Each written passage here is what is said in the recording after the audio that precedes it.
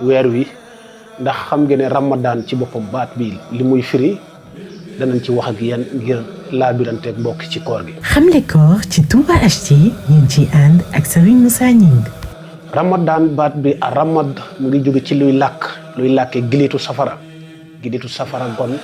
dafay làkk maanaam dafay làkk bakkaari jaam bi nga xam ne moo saxoo koor gi te sellal ko te ni mu ware mbokki loolu ñu bàyyi ci xel ba ci kanam yi ci topp ñu mën a xam ne koor gi moom warul des ak kenn ci càgganteem ay bakkaar yoo xam ne defoon na ko lu jiitu koor gi